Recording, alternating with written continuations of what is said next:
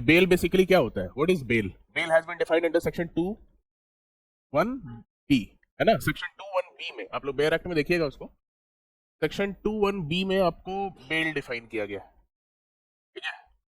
और बेल का मतलब क्या होता है? बेल का अगर हम मतलब जनरल मीनिंग अगर देखें, ठीक है, तो bail means release of a person from a lawful custody upon the condition imposed by police or the court, है ना, in order to secure his future appearance in the court. more or less इसी line पे definition है ना। किसी भी person का lawful custody से रिलीज होना उन कंडीशंस पे जो कि इंपोज करेगा पुलिस ऑफिसर या फिर कोर्ट, है ना। Simply release of a person from a lawful custody does not amount to bail. Release of a person from a lawful custody may amount to parole, may amount to acquittal, may amount to discharge, lot of things, है ना। There are lot of things, right. Lawful custody से release होने को हमेशा bell नहीं कहेंगे आप। Discharge भी कोई पर्सन हो रहा है तो वो लॉफुल कस्टडी से रिलीज ही हो रहा है, एक्विट भी हो रहा है तो लॉफुल कस्टडी से रिलीज ही हो रहा है, पैरोल भी मिल रहा है तो टेम्पररी वो लॉफुल कस्टडी से रिलीज ही हो रहा है।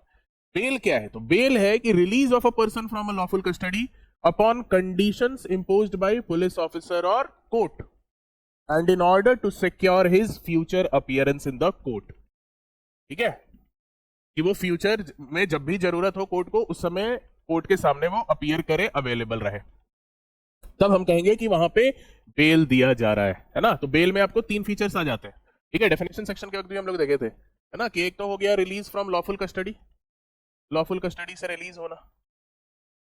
दूसरा है कंडीशंस, कंडीशंस वहां पे कौन इंपोज करेगा? पुलिस ऑफिसर या फिर कोर्ट। और तीसरा है to secure future appearance in the court. अगर ये तीनों रिक्वायरमेंट पूरे हो रहे हैं तो उस रिलीज को आप क्या बोलेंगे? बेल बोलेंगे, ठीक है। तो ये बेल का मतलब हुआ। बॉन्ड का मतलब भी हम डेफिनेशन सेक्शन में देख चुके हैं। बॉन्ड किस सेक्शन में डिफाइंड है? डी सेक्शन ई में है, ओके ओके। 2(1)(d) में बेल बॉन्ड है क्या? ओके।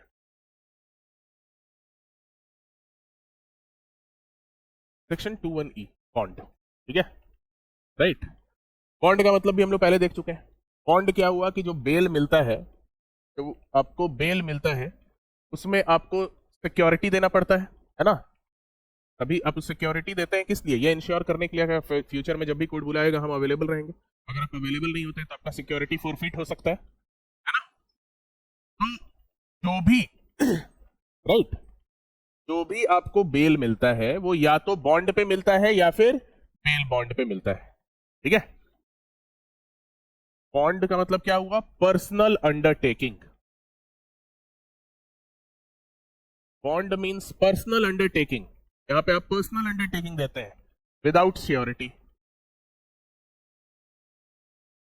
बेल बॉन्ड जो डिफाइंड है 2(1)(d) में, उसमें आप अंडरटेकिंग देते हैं विथ श्योरिटी, ठीक है, अंडरटेकिंग विथ श्योरिटी। तो ये दोनों क्या होता है? बॉन्ड या बेल बॉन्ड, ठीक है, ये दोनों सिक्योरिटी के फॉर्म में होता है। ये दोनों एक तरीके का सिक्योरिटी होता है जो आप देते हैं, है ना, बेल पे रिहा होने वक्त। तो बाय डिफॉल्ट, अब देखो एक और चीज समझ लो, अभी हम लोग बेल का चैप्टर हम लोग पढ़ेंगे तो उसमें बाय डिफॉल्ट अगर मान के चलो कहीं पर कुछ भी मेंशन्ड नहीं है, ठीक है, कि वहां पे कोई पर्टिकुलर पर्सन को बेल पे जब रिलीज किया जा रहा है, बेल पे रिलीज कर रहे हैं तो या तो बॉन्ड या बेल बॉन्ड तो लेना ही है। जब तुम सेक्शन 2(1)(b) में बेल का ही डेफिनेशन देखोगे तो वहां भी दिया होगा कि किसी भी पर्सन को रिलीज कर रहे हैं लॉफुल कस्टडी से, है ना, बॉन्ड पे या बेल बॉन्ड पे, है ना, बॉन्ड पे या बेल बॉन्ड पे। डेफिनेशन सेक्शन में भी बेल के दिया हुआ है ना। यानी बेल तो हमेशा आप कोई सिक्योरिटी लेकर ही देंगे, या तो आप बॉन्ड लेंगे या फिर आप बेल बॉन्ड लेंगे। तो बाय डिफॉल्ट क्या लिया जाता है? बेल लिया जाता है, बॉन्ड लिया जाता है या बेल बॉन्ड लिया जाता है? नो नो, बाय डिफॉल्ट लिया जाता है बेल बॉन्ड। अगर मान के चलो एक्सप्लिसिटली प्रोविजन में मेंशन नहीं है ना, तो बाय डिफॉल्ट क्या लेंगे आप? हमेशा बेल बॉन्ड लेंगे। और जहां पर बॉन्ड पर भी किसी को बेल मिल सकता है ना, मतलब केवल बॉन्ड पे, तो वो एक्सप्लिसिटली आपको प्रोविजन में मेंशन्ड है। अभी हम लोग पढ़ेंगे ना तो देखेंगे बहुत जगह पर एक्सप्लिसिटली वो प्रोविजन के अंदर मेंशन रहता है कि यहां पर तो बॉन्ड लेकर भी आप रिलीज कर सकते हैं। तो समझना ये है कि जब आप डेफिनेशन पढ़ रहे हैं बेल का, तो बेल के डेफिनेशन में सेक्शन 2(1)(b) में दिया है कि बेल तो रिलीज किसी भी पर्सन को कर सकते हैं आप बॉन्ड पे या बेल बॉन्ड पे। बाय डिफॉल्ट अगर प्रोविजन में कुछ मेंशन नहीं है, केवल बोला है कि इन सर्कमस्टांसेस में बेल मिल जाएगा, तो वहां समझना है कि बेल बॉन्ड पे ही वो बेल मिलेगा। और अगर वहां पे मेंशन किया गया स्पेसिफिकली कि यहाँ पे बेल दिया जाएगा ऑन हिज पर्सनल बॉन्ड, तो वहां पे है कि केवल बॉन्ड पर भी मिल सकता है, मतलब by default it will always be bail bond. ठीक है, इसीलिए बहुत जगह पे वो एक्सप्लिसिटली मेंशन किया हुआ है आपके बेयर एक्ट में, है ना।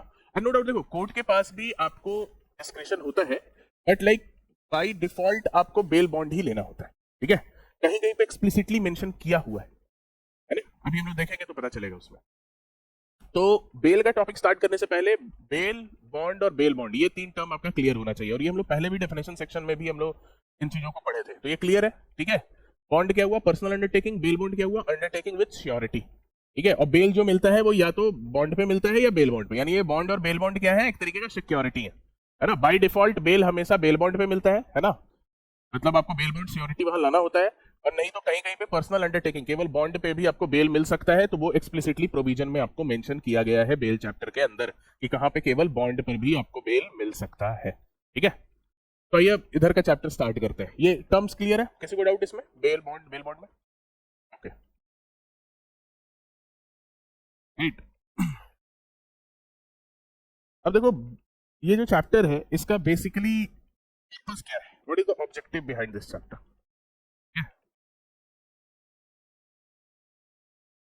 बताइए। बेसिस क्या है, मतलब ये जो बेल का जो प्रोविजन आपको बताया गया है, ठीक है, what is the basis for bail provision. Pre के लिए इंपॉर्टेंट तो है ही, मेंस के लिए भी बहुत इंपॉर्टेंट टॉपिक है। ठीक है,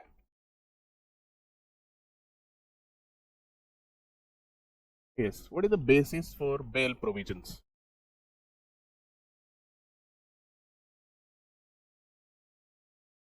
इसका बेसिस क्या है, ठीक है। तो bail provision is always intended to secure the personal liberty of a person, है ना। बेल से क्या होता है, किसी पर्सन का पर्सनल लिबर्टी सिक्योर करता है। ठीक है, तो इसका आधार क्या है, इसका आधार है आर्टिकल 21। ठीक है, basis of bail provision is your article 21, जो बताता है कि लाइफ या personal liberty should not be deprived except procedure established by law.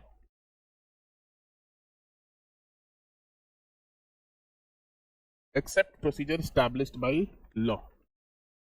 And that procedure should be just, fair and reasonable. Postman का गांधी केस, अब ये प्रोसीजर जस्ट, फेयर और reasonable भी होना चाहिए, उचित होना चाहिए। यही आधार है बेल प्रोविजन का। क्यों? क्योंकि बेल में क्या होता है, बेल में कोई पर्टिकुलर पर्सन ऑलरेडी, कोई ऐसा तो नहीं है कन्विक्ट को आप बेल देते हैं, आप अंडर ट्रायल्स को बेल देते हैं, है ना। तो अक्यूज है किसी ऑफेंस का, जो अभी कन्विक्ट डिक्लेयर नहीं हुआ है, उसको आप बेल देते हैं। तो बेल प्रोविजन का बेसिस आर्टिकल 21 कैसे है, आर्टिकल 21 बोलता है कि आप किसी के भी लाइफ या लिबर्टी को डिप्राइव कर सकते हैं only by the procedure which has been established by law, and that procedure should be just, fair and reasonable. तो अब मान लिया कि कोई पर्टिकुलर पर्सन जो है अंडर ट्रायल है, ठीक है, और वो पर्टिकुलर पर्सन, अगर कोई पर्टिकुलर पर्सन मान लो केवल एक अक्यूज्ड है, ठीक है, अ पर्सन इज अक्यूज्ड, ठीक है, और वो प्रोलॉन्ग्ड टाइम के लिए, है ना, प्रोलॉन्ग टाइम के लिए कस्टडी में है। प्रोलॉन्ग टाइम के लिए कस्टडी में क्यों है, क्योंकि वहां पे इन्वेस्टिगेशन कंप्लीट नहीं हो पा रहा है ना, वहां पे प्रोसिक्यूशन एडजर्नमेंट पे एडजर्नमेंट ले रहा है ना, बहुत सारे रीजन हो सकते हैं। वो प्रोलॉन्ग टाइम तक, मतलब प्रोसिक्यूशन अपना केस प्रूव नहीं कर पाया बियॉन्ड रीजनेबल डाउट, और उसको अभी भी जेल में रखा गया। तो प्रोलॉन्ग टाइम तक without being sure that whether that person is actual offender और नॉट, मियर एक्यूजेशन पे अगर आप किसी पर्सन को कस्टडी में रखते हैं, तो क्या वो एक फेयर प्रोसीजर है लाइफ और लिबर्टी डिप्राइव करने का? That is not. ठीक है, अगर आप किसी भी पर्टिकुलर पर्सन को प्रोलॉन्ग टाइम तक आप कस्टडी में रखें, और ये अभी तक क्लियर भी नहीं हुआ है कि उसने अपराध किया है कि नहीं, ठीक है, तो that is not a procedure which can be said to be just, fair and reasonable. That is why bail is the rule and jail is the exception. ठीक है, तो इसका बेसिस जो है आपका आर्टिकल 21 है कि प्रोसीजर जो होना चाहिए लिबर्टी डिप्राइव करेगा जस्ट, फेयर और रीजनेबल होना चाहिए, यानी मियर एक्यूजेशन पे आप किसी भी पर्सन को प्रोलॉन्ग टाइम तक आप कस्टडी में नहीं रख सकते, है ना, merely because he is under trial, merely accusation, है ना, आप नहीं रख सकते। मतलब अगर थोड़ा भी वहां पे अगर स्कोप है ना, जहां पे डाउट है कि whether that person has created the offence और नॉट, तो that will get the benefit of, that person will get the benefit of bail provision. Okay, ये समझ में आया इसका बेसिस क्या है। ठीक है, अब आइए kinds of bail. How many kinds of bail we have to study?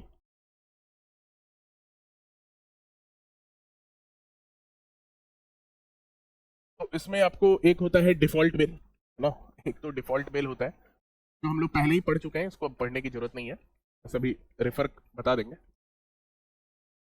एक होता है बेल इन बेलेबल ऑफेंस,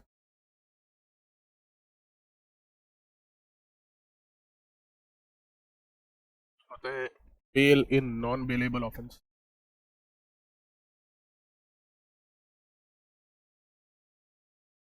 और एक होता है आपका एंटीसिपेटरी बेल।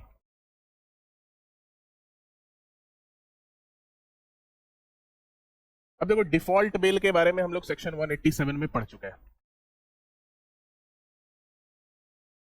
ठीक है।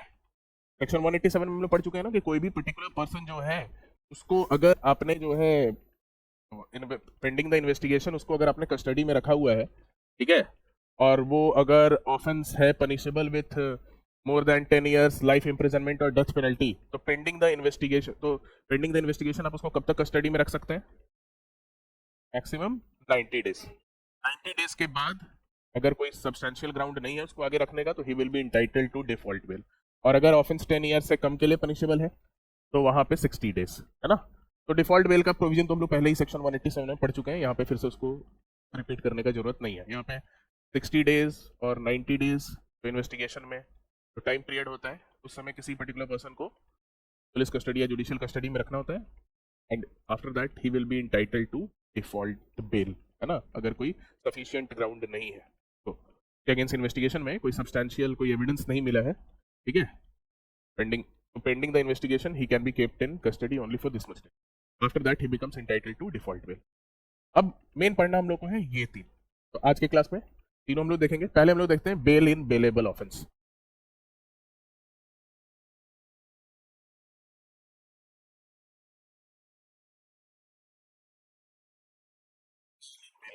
अब देखो तुम लोग बेयर एक्ट देखते रहना, ठीक है, सभी लोग बेयर एक्ट रखे रहो, पढ़ाते चलेंगे तो आप लोग बेयर एक्ट देखते रहिएगा, ठीक है।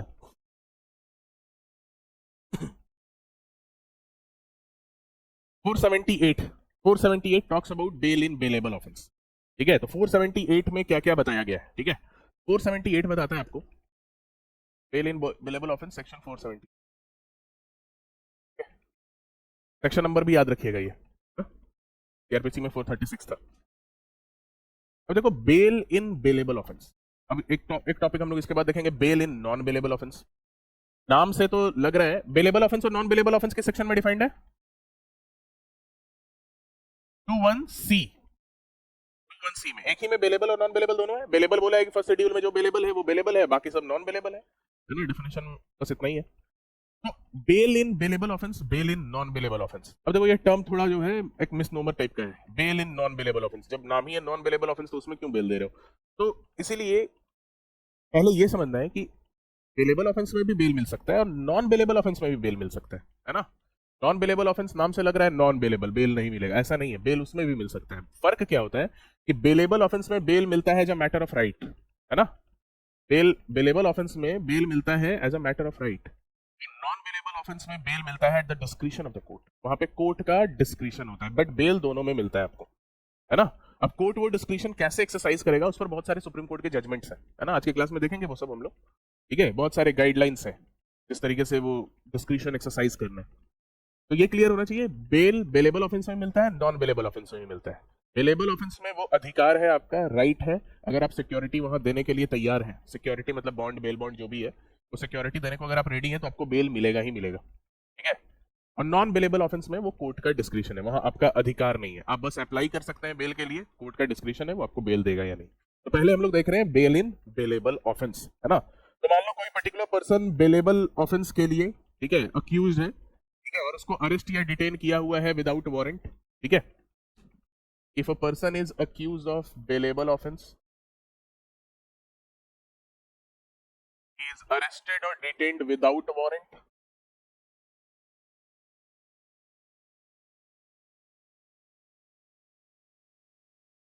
and the person is ready to furnish the bail, the person is ready to furnish the bail, bail देने के लिए वो रेडी है, ठीक है। तो वहां पे उस पर्टिकुलर पर्सन को बेल मिल जाना चाहिए, ठीक है, must be granted. In these circumstances bail must be granted. Now this bail must be granted by whom? By court और पुलिस ऑफिसर।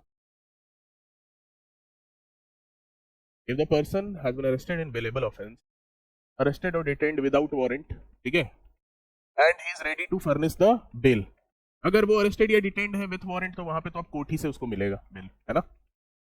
विदाउट वारंट है, ठीक है, और ready to furnish the bail है तो वहां पे पुलिस ऑफिसर से भी डायरेक्ट वहीं पे तुम बेल ले सकते हो, है ना।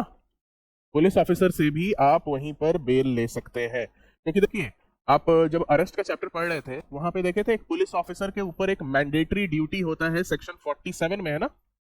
देखिए बेयर एक्ट में कौन से सेक्शन में है, किस सेक्शन में है मैंडेटरी ड्यूटी पुलिस ऑफिसर के ऊपर कि वो बेलेबल ऑफेंस में अगर किसी को अरेस्ट किया है तो उस पर्सन को अरेस्ट करते ही बताएगा कि आपके पास राइट टू बेल है। 47 है,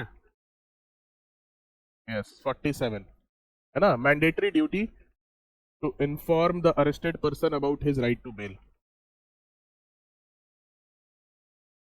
ठीक है।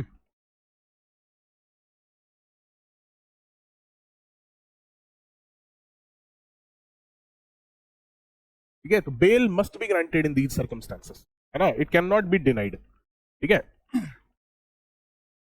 और अगर कोई पर्टिकुलर पर्सन, ठीक है, अगर कोई पर्टिकुलर पर्सन इंडीजेंट पर्सन है, इफ द पर्सन इज इंडीजेंट, ठीक है, तो इंडीजेंट पर्सन के लिए क्या प्रोविजन बना है कि अगर कोई पर्टिकुलर पर्सन इंडीजेंट है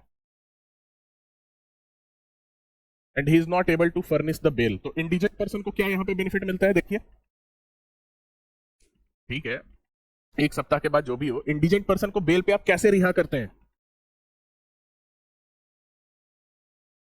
बॉन्ड। देखो शुरू में हम बोले थे ना, जहां जहां पे भी बॉन्ड अलाउड होगा ना, मतलब पर्सनल अंडरटेकिंग, वो आपको एक्सप्लिसिटली मेंशन्ड होगा, ठीक है।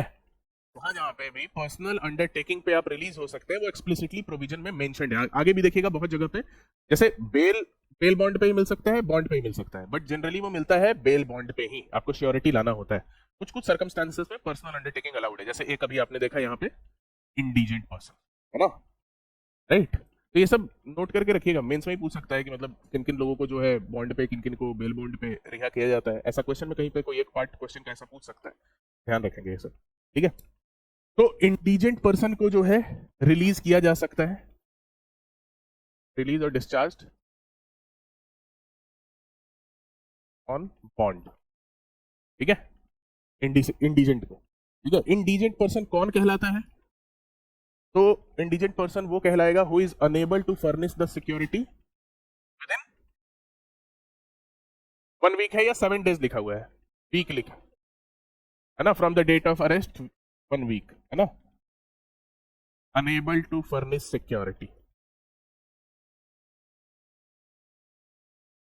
With in 1 week from date of arrest, तो वो पर्सन इंडीजेंट पर्सन हो जाएगा, ठीक है। If the person is unable to give a bail bond, security मतलब कौन सा security, bail bond, unable to give bail bond, क्योंकि बाय डिफॉल्ट बेल में आपको बेल बॉन्ड ही देना होता है, ठीक है। तो if is unable to give bail bond within a week from his arrest, तो कोर्ट कैन प्रिज्यूम इंडिजेंसी, ऐसा नहीं है कि कोर्ट मस्ट प्रिज्यूम इंडिजेंसी, अब कोई पर्सन जानबूझ के नहीं दे रहा है सिक्योरिटी, तो ऐसा थोड़ी है कि हर किसी को इंडिजेंट प्रूव, मतलब कोर्ट को ये इन सिचुएशन में कोर्ट कैन प्रिज्यूम इंडिजेंसी, है ना, कोर्ट मस्ट नहीं, court can presume indigency, okay okay. फिर उसके बाद अगर मान के चलो नॉन कंप्लायंस होता है, if there is non compliance with the conditions on which the person was released on bail, ये जो बेल दिया गया होगा कुछ कंडीशंस तो लगाए गए होंगे, है ना, कंडीशंस तो बेल में हमेशा लगता है ना, डेफिनेशन सेक्शन में ही बताया गया है कि जब भी बेल पे रिहा कर रहे हैं कंडीशन लगा रहे हैं कि आपको इस समय शहर में ही रहना है, जब भी कोर्ट बुलाएगा आपको आ जाना है, इस समय आपको ऐसा कोई एविडेंस के साथ टैंपरिंग, छेड़खानी, किसी को परेशान नहीं करना है, कंडीशंस लगते हैं बहुत सारे बेल में, है ना। तो नॉन कंप्लायंस अगर होगा बेल कंडीशन से, क्या if there is non compliance with bail conditions, तो उसका क्या सजा मिलेगा, तो मतलब उसका क्या कॉन्सिक्वेंस होगा, तो उसका ये कॉन्सिक्वेंस होगा कि फिर कोर्ट सब्सीक्वेंट ओकेजन पे जहां पर्टिकुलर पर्सन इंटाइटल भी होगा बेल लेने के लिए वहां पे उसको बेल ग्रांट नहीं करेगा. कोर्ट में refuse to grant bail in subsequent occasion.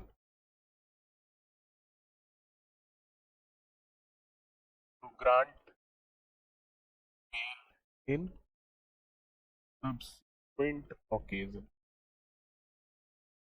ठीक है, तो this is all about bail in bailable offence. इसमें भी आ जाता है आपको अलग से बेल इन बेलेबल ऑफेंस लिखने के लिए. ठीक है, तो बेल इन बेलेबल ऑफेंस में हम लोग देखिए, अगर बेलेबल ऑफेंस है, अरेस्ट और डिटेन किया गया है बिना वारंट का, पर्सन बेल देने के लिए रेडी है, बेल फर्निश के लिए रेडी है, तो उसको बेल मिल जाएगा कोर्ट या पुलिस ऑफिसर से. इंडिजेंट है तो उसको बॉन्ड पे रिलीज करोगे, बाकी लोग को बेल बॉन्ड पे ही रिलीज आपको करना है. ठीक है, राइट. इंडिजेंसी कैसे प्रिज्यूम करेंगे, तो 1 वीक तक अगर वो बेल बॉन्ड नहीं भर पाया तो इंडिजेंसी वहां पे प्रिज्यूम कर लेंगे. नॉन कंप्लायंस हुआ सब्सीक्वेंट ऑकेजन पे, फिर उसको वो इंटाइटल भी होगा बेल लेने के लिए, तो उसको बेल नहीं मिलेगा अगर उसने पहले कभी कंडीशंस को नॉन कंप्लाई किया है तो.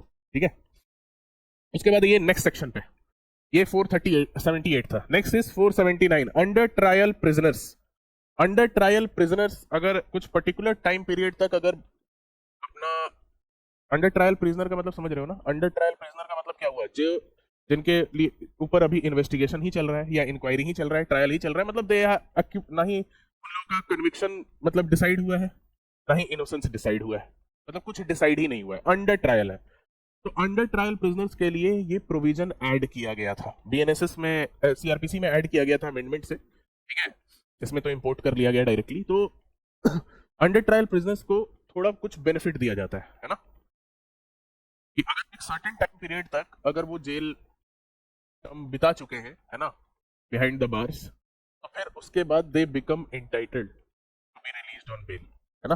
और इसमें कुछ चेंज बीएनएसएस में, सीआरपीसी में एक सिंपल सा रूल था, अगर जो भी ऑफेंस के लिए आपके ऊपर जो एक्यूजेशन लगा है, अगर आप अंडर ट्रायल हाफ टर्म बिता चुके हैं, 10 साल का ऑफेंस ऐसा था, 10 साल के लिए पनिशेबल, 5 साल बिता चुके हैं, तो आपको बेल मिल जाता था इस सेक्शन के अंदर. ठीक है, लेकिन इसमें थोड़ा चेंज लाया गया है, फर्स्ट टाइम ऑफेंडर्स इंक्लूड किया गया है. फर्स्ट टाइम ऑफेंडर्स को थोड़ा और कम ही टाइम जेल में बिताना होता है. ठीक है, अगर तो अंडर ट्रायल अगर वो है, अभी उनका डिसाइड नहीं हुआ है गिल्टी या innocence, they become entitled to bail. इसको देखते हैं, under trial prisoners under section 479.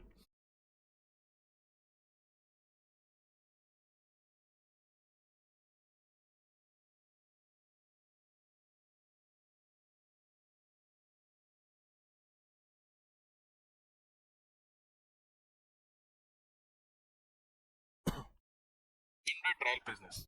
ठीक है, अंडर ट्रायल आप किसको बोलेंगे, यहाँ पे अभी पेंडिंग है क्या क्या, इन्वेस्टिगेशन, इंक्वायरी या ट्रायल.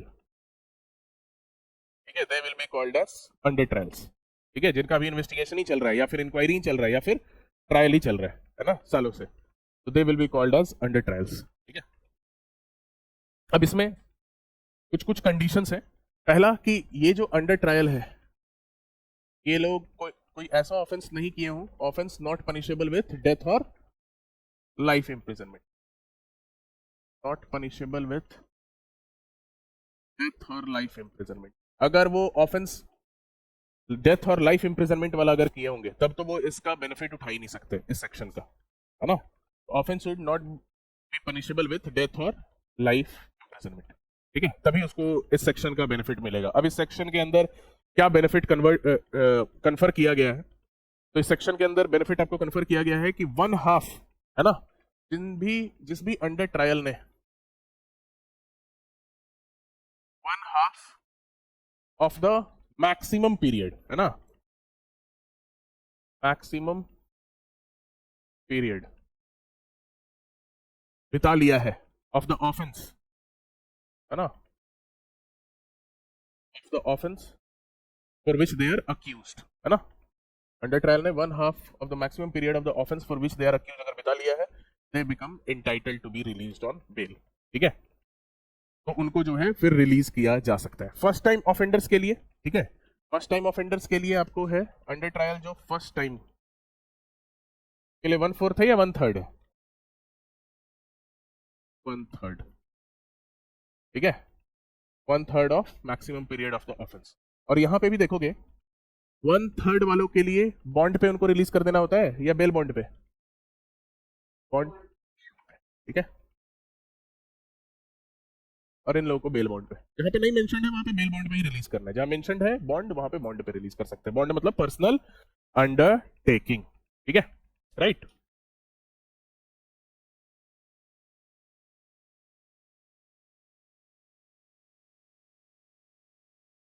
ये प्रोविजन जो इंक्लूड किया गया था, ये इंक्लूड किया गया था बेसिकली हुसैनरा खातून वाला जो केस था आपका 1970s का केस था ना, हुसैनरा खातून, जिसमें बहुत सारे लाइक अंडर ट्रायल प्रिजनर्स थे। देखा गया कि भाई जेल में बहुत लोग हैं जो मतलब एडवोकेट्स अफोर्ड नहीं कर पा रहे हैं, they are languishing behind the bar, और उनका अभी कोई कन्विक्शन भी प्रूव नहीं हुआ है कोर्ट में, है ना, जस्ट बिकॉज उनके पास जो है बेटर लीगल एडवाइस नहीं है ना, कोई एडवोकेट नहीं है, वो जेल में बार के पीछे टाइम बिता रहे हैं।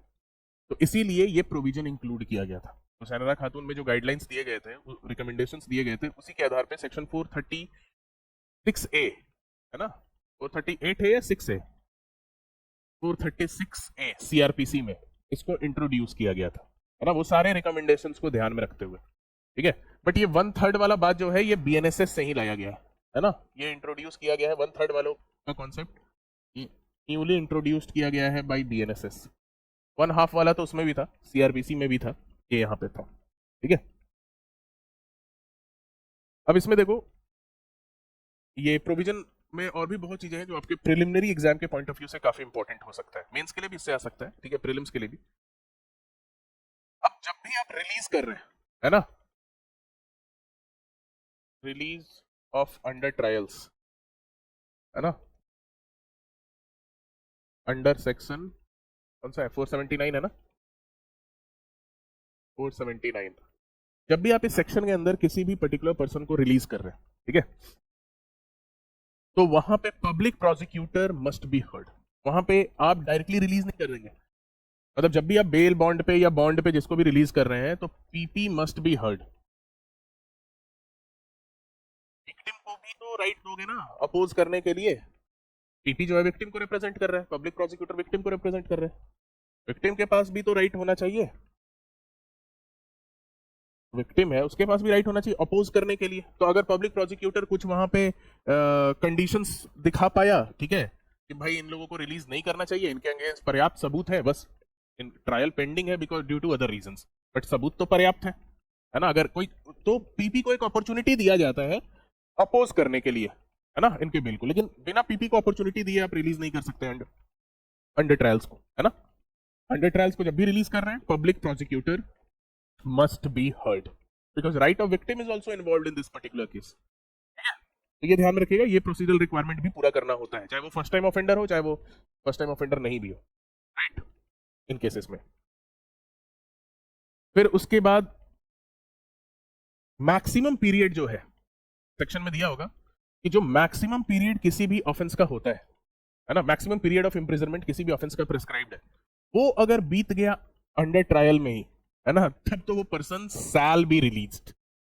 कि मान लो किसी ऑफेंस के लिए सजा था 10 साल 7 साल, और इंक्वायरी इन्वेस्टिगेशन ट्रायल ही होते हुए 7 साल 10 साल बीत गया, और उतने टाइम तक वो particular person behind the bars ही रहा, है ना, इम्प्रिजनमेंट में ही रहा, तो फिर उसके बाद वो पर्टिकुलर पर्सन को रिलीज करना है मैंडेटरली, है ना, person shall be release mandatorily. अगर उतने टाइम तक वो इम्प्रिजनमेंट ही बिता दिया है तो फिर उसके बाद उसको क्यों ही आप रखेंगे, है ना, ठीक है, ये भी रूल दिया होगा, सेक्शन में दिया है ना, हाँ प्रोवाइजो में दिया होगा, प्रोवाइजो में कहीं पे दिया होगा, ठीक है, no more than maximum period of imprisonment, है ना, कोई पर्टिकुलर पर्सन को मैक्सिमम पीरियड ऑफ इम्प्रिजनमेंट जो उस ऑफेंस के लिए प्रिस्क्राइब्ड है उससे ज्यादा तो उसको अंडर ट्रायल प्रिजनर की तरह रखा ही नहीं जा सकता है, ठीक है, राइट।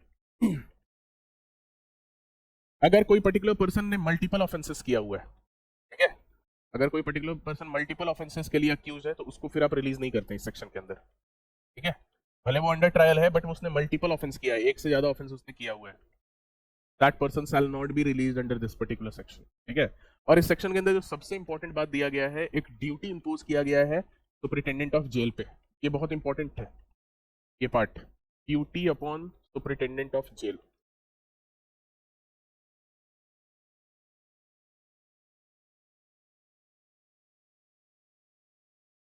जो जेल सुपरिटेंडेंट है उसके ऊपर ड्यूटी दिया गया है कि जैसे ही किसी भी पर्टिकुलर पर्सन का, जैसे ही कोई अंडर ट्रायल प्रिजनर्स का 1/2 ऑफ द टर्म या फिर 1/3 फर्स्ट टाइम ऑफेंडर्स में, एज द केस में बी, जैसे ही 1/2 टर्म उसका कंप्लीट हुआ या 1/3 टर्म फर्स्ट ऑफेंडर में कंप्लीट हुआ, forthwith he has to make the application in writing before the court.